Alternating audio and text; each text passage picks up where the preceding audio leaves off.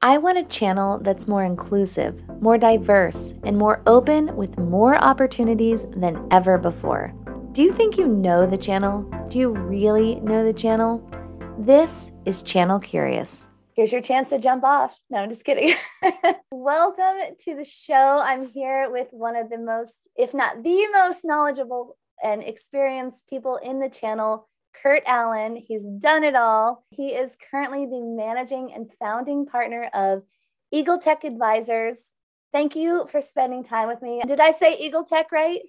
You nailed it. You said it Okay, perfectly. sweet. I should have checked before I announced you, but No, um, and that introduction was perfect because I've spent 30 years of my career disappointing people, and you set the bar just high. how are you using LinkedIn to differentiate, your brand? Well, I think Ashley that I mean that I have the luxury of A, being old, um, No. and B, I think not, if not for the first time in my life, the first decade of my life, being comfortable enough in my skin that just like recognize, you said the word human. Like for me, it's always been about human interaction. It's always been about the human condition. Like I ran companies because I loved bringing people together. I ran business units at companies because I loved to lead people and try to lead people in a way that we understood what the real goals were, and the real goals were human happiness, and we achieve wild success underneath that. I also believe that you can get personal satisfaction out of professional success. I've always kind of mixed those things in my life. I've always worked hard and worked a lot because I've enjoyed it, and I've been able to kind of extract passion out of something that's as dry as IT and communications for the last 30 years, because and I think this is what drew me to the channel, because it's about people. Like when I Yeah. had when I had my master agency X4, and even when I've worked for bigger companies running channels, I get to work with like some of the coolest entrepreneurial just badasses on the planet on a Mhm. daily basis. And I'm just fascinated by that whole idea. And to a person, every successful entrepreneur I've ever met at least attempts to make it more about human connections. And they understand money and prestige and those things are results of kind of Yeah. doing the next right thing over and over. Totally. Yeah, we were talking about human connection the other day and how important that is and how there's a problem if you when there is no human connection. Yeah, well, if life becomes like purely transactional, then what Mhm. happens when things go wrong? We start making, algebraic decisions on things. If not A, then B, where we fall into this kind of absolutism, and maybe a little bit like how the world's become, where everyone's either this or that. And I Yeah. think that's all fine when you're running and you're down your path and everything's going great, but when the steering wheel starts rattling, it's like, the reason we have salespeople and not just order takers is Mhm. because sometimes things go wrong. Sometimes there's an understanding gap. The reason that we, especially in telecommunications, that we've always had a partner channel and then Mhm. master agents to manage those partners is because there's complexities in those relationships. So we deploy resources to do that. So I look at it, it's like the human connection is what kind of rounds the sharp edges and what kind of keeps us vested in things, so that if something does go wrong, we have barriers to exit too, because we care about that human being on the other side of that transaction. You said so many good things there, this or that. Are you someone to pick a side, or are you someone to kind of look at all sides of things, blend it, apologize when necessary, change your mind? Like what's your vibe? Well, it's funny because like if I were to identify as two things, it's like philosophically I'm this kind of Austrian economist, and I believe in microeconomics and the Mhm. market and all that stuff. But then I'm a hippie. I'm like I follow the dead around. I have like a series of tattoos. One side's all kind of really practical, pragmatic things, and the other side's like music festivals and the Grateful Dead and Be Kind and all this other stuff.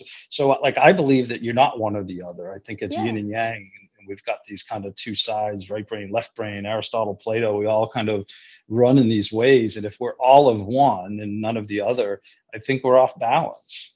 Totally. So, what's your favorite tattoo? My most recent one, of course, it's got to Let me be. see. It's the Oh, cool.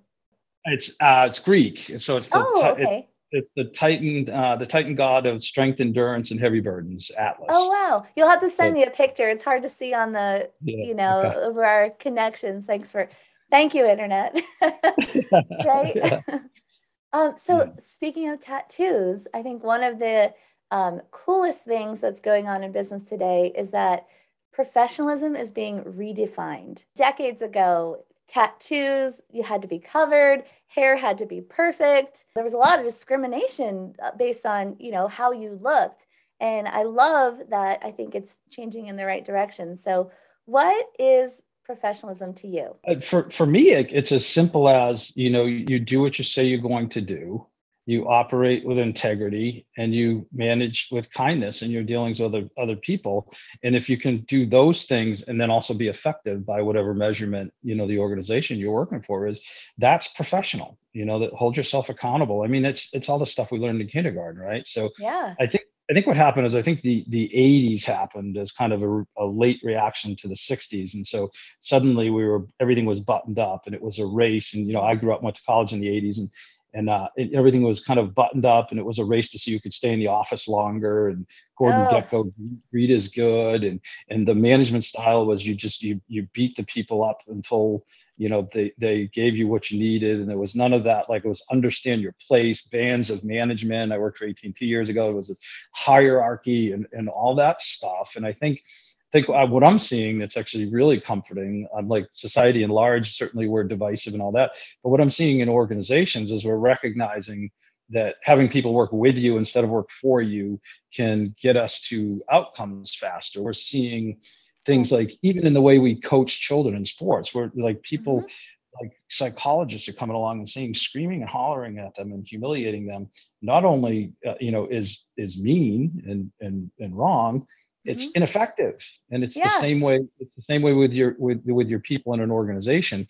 If you work for me and I beat the crap out of you the end of the month so that you dragged through 3 deals that weren't fully baked, Yeah. I might get results then, but I've lost your trust as a leader. You have no interest in following me. I've lost any human capital I have with you, so that if things go wrong, you're going to jump ship. So in the long run, none of those behaviors work. They sow distrust and they sow discontent.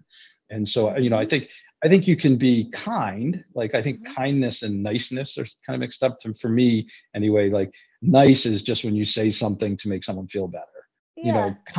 Kind is when you speak the truth, but you speak it with, empathy and heart. And I think Love we can it. be kind. I think we can be kind and hold ourselves and hold our people accountable as well. Oh, I love those analogies you made, especially, the kids in the coaching kids in sports. Sometimes too, if you give your employees too much direction, or your kids too much direction, or your students too much direction, and don't allow them to think for themselves, it's limiting their growth.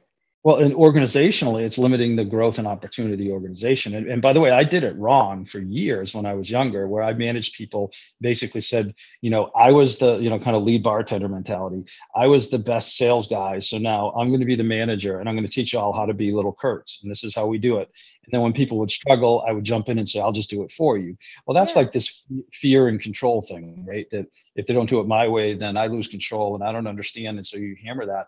And so then maybe it works, like maybe by brute strength we pull through and we get results. But I mean, people aren't growing; they're learning to be, little robots, and that's never intuitive. It's never comfortable, and they don't evolve. And when I got older, I think the organizations got bigger, and I had like a personal psychic change in my own life, where I started to see things differently, and started to say, hey, you know what? Maybe those people, especially my direct reports, maybe they have a better way to do some of the stuff. So I started, instead of, Cool. when people would come to me with, hey, what should I do? Instead of saying, do this, I started Mhm. turning it out. I don't know. What do you think? Let's talk about Wow. it. I worked through and kind of come to like coalesce around a decision. And what I found was that I wasn't as amazing as I sometimes thought I was, but I was just kind of a scared little kid in business clothes trying to control things. And when I let my people make decisions, you know, they flourished and we as an organization flourished. So like, like the good news is my people ended up being wildly happier, but much happier and wildly successful. And oh, by Mhm. the way, the organization grew, and it's always, the result was always better when we coalesced around things versus, me handing it down from on high. Totally. Oh my gosh. Do you know how many people won't say what you just said? Like, so many people are, especially men, like, no offense to all the Yeah. men out there, but like, None there's thing- a, right, there's a lot of ego out there. And you said, sometimes I wasn't always right. And it's crazy to me that people won't admit that, and that's really cool to hear you say that. I'm wrong all the time, Right. so Right. Well, I I know think, that I'm good at apologizing if I'm you know, wrong. I'll double down on your sexism and hopefully won't come off misogynistic, but men, like Thanks. we men could learn a lot from women in the idea of vulnerability. So like I came up at a time in the 80s where like it was kind of boys clubs and some of these telcos, and you'd have young women working in these organizations, and they tend to be more vulnerable. And so what Hmm. old school guys would say is, oh my God, like women cry when they lose deals. I'm like, well, that's Yes. vulnerability. That's someone kind of sharing their true feelings. And it was funny. About 10 years ago, I tripped over Brene Brown, really great author, but Yeah. she basically, her research was on female shame and vulnerability, and it turned into the gifts of imperfection and daring greatly, and dare to lead, and into the Mhm. wilderness, like amazing book. So everyone, if you want to be out there, I'm Yeah. out there reading kind of women's self-help things, but Love it it. was all like gifts of imperfection was this idea that it's okay to just be okay and just like Hmm. go into the day and understand this is all I have. So Hmm. it better be okay. And I'm not going to pretend to be anything else. But Darren greatly moved into this idea of vulnerability, that the way we take our acceptance of imperfection and then we like find joy and happiness around that is that we embrace vulnerability. That it's not only is it Hmm. okay to just be okay, but it's okay to be scared. It's Yeah. okay to be upset. It's okay. And you just kind of share your own truth. And, without, Oh, we froze. Darn it. oh no, am I back? Oh, you're back. You're back. But you're saying Yeah. it's okay to be afraid. It's okay to be scared, but without.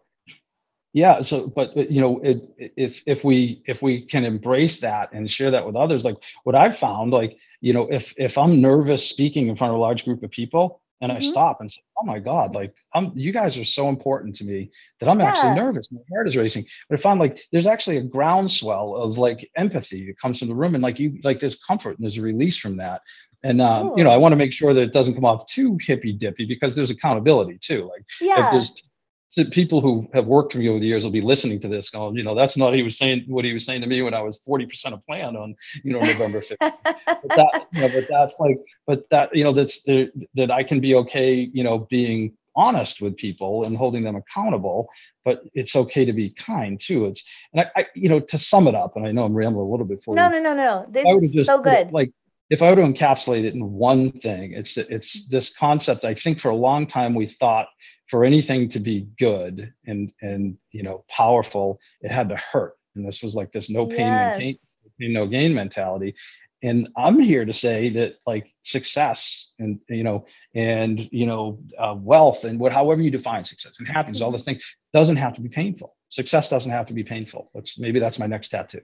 I think I love that. Success doesn't have to be painful. That's brilliant. I feel for you growing up, or like, doing business and growing up in that time frame, because everywhere you looked, there was that misogynistic messaging everywhere. And so I was born in the 80s, and I just remember seeing my dad watch all these movies, these Sylvester Stallone movies, and these men were just so tough. The women always had to like come to the man and just be quiet. The man would be allowed to like scream at the woman and then walk away, and the woman still had to come running. And like Right. that was like every movie. And I remember just being so annoyed sometimes at my own father. But then, like, as I became an adult, and I was like, man, that's like all that was all the messaging around there. Yeah, Like, we I got to we give him a little held up, slack. yeah, we held up to these archetypes, and like people know me now, as this kind of hippie, peace, serenity, joy, all that stuff. Like I faked it pretty hard. I mean, I was the muscle bound, mullet wearing jock who ran around trying to, outman everyone back then too. And I just think that for all of us, like when we understand, that our goals aren't wealth, our goals aren't to hit our number, our goals aren't, Mhm. the big house. Those are results. Like, Yeah. and if you decide that you want those, then great. But the Yeah. goal should be to deal with our fellows with kindness and compassion and Oh, empathy. The goal you're should so be good. you. Thank you so much for being on the show. I really appreciate it. You got it. Thank you, Ashley.